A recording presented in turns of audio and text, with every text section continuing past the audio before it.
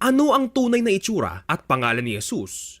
Maraming nagtatalo-talo tungkol sa totoong itsura ng Panginoong Jesus. May mga naniniwalang siya ay maputi at mahaba ang buhok. Mayroon din namang nagsasabi na siya ay kayumanggi at maigsi lamang ang buhok. Mayroong berso sa Biblia na nagpapahiwatig na maaaring hindi nga mahaba ang kanyang buhok.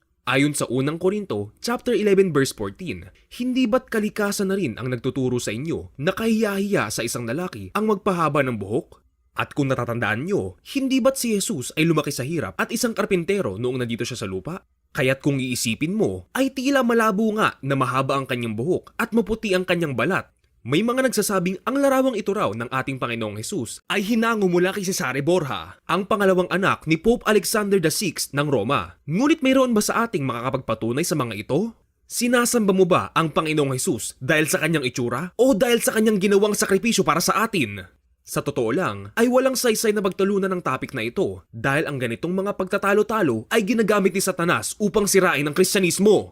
Dahil dito, ang mga tao ay magdududa kung talagang nabuhay si Jesus dito sa lupa o kung gawa-gawa lamang siya ng mga relihiyon.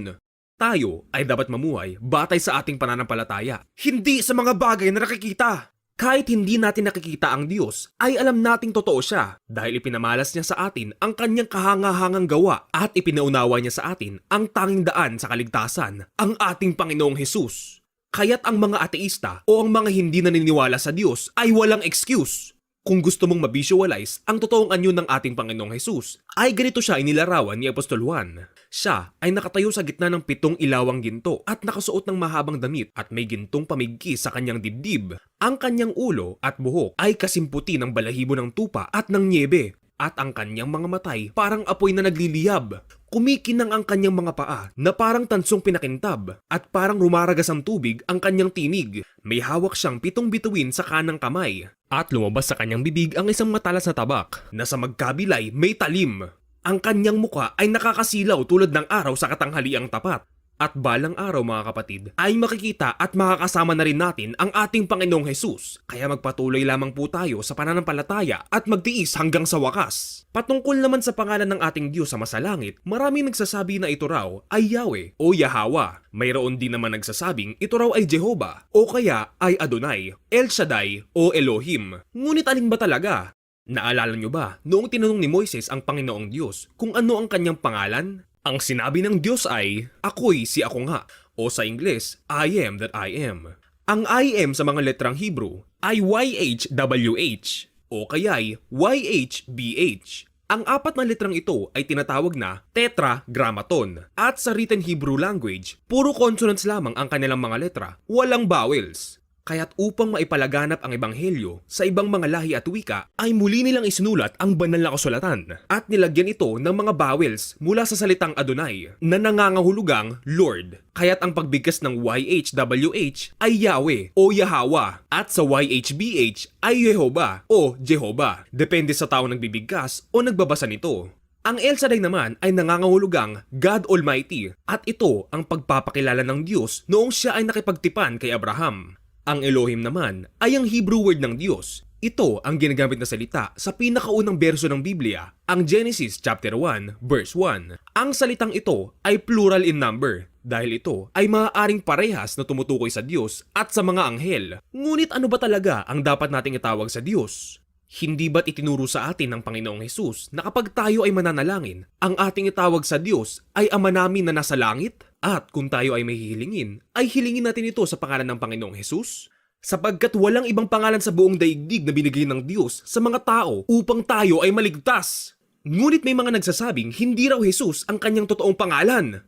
Ayon sa kanila, ang pangalang Jesus ay nangangahulugan daw na Hail Zeus at si Zeus ang Diyos-Diyosa ng mga paganong Griego. Ngunit kung susuriin mong mabuti, ang pangalang Jesus ay English transliteration ng Iesus na hango mula sa Greek transliteration ng Yeshua. Ang Yeshua o Yeshua ay ang pangalan ng Panginoong Jesus sa salitang Hebrew at ito ay hinango sa pangalan ng Diyos na Yahweh o Yah at Shua na nangangahulugang salvation. Kaya't ang pangalang Yeshua ay nangangahulugang God is salvation. At kung titignan mo sa Strong's Concordance, ang pangalang Jesus, ito ay nangangahulugang Jehovah is salvation. Kaya't ang kahulugan ng pangalang Yeshua at Jesus ay parehas lamang. Kaya't kung itawag mo man sa ating Panginoon ay Yeshua o Jesus, alam ng Diyos na hindi si Zeus ang sinasamba mo, kundi ang ating Panginoong Jesus. At ang Yeshua o Jesus ay pangalan lamang ng ating Panginoon dito sa lupa, hindi sa langit. Kaya hindi na ito dapat pagtalunan ng mga Kristiyano. Sa katunayan, nang inilarawan ni Apostol Juan ang pagbabalik ng ating Panginoong Jesus sa Pahayag chapter 19, verse 11 to 12, ang sabi dito, pagkaraan nito'y nabuksan ang langit at nakita ko ang isang kabayong puti. Ang sakay nito'y tinatawag na tapat at totoo, sapagkat matuwid siyang humatol at makipagdigma. Parang nagdiliyab na apoy ang kanyang mga mata at sa kanyang ulo ay mayroong maraming korona. Nakasulat sa kanya ang isang pangalan na siya lamang ang nakakaalam ng kahulugan. At sa Pahayag chapter 22, verse 4, ang sabi dito, sa bagong langit at lupa ay makikita na natin ang mukha ng Diyos at isusulat sa ating mga noo ang kanyang pangalan. Sa makatuwid, malalaman pa lamang natin ang tunay na pangalan ng Diyos kapag tayo ay kapiling na niya sa bagong langit at lupa. Bakit? Dahil tayong mga tao ay likas na makasalanan at marami sa atin na kapag nagugulat ay binabanggit ang OMG o Oh my God o kaya Diyos ko po.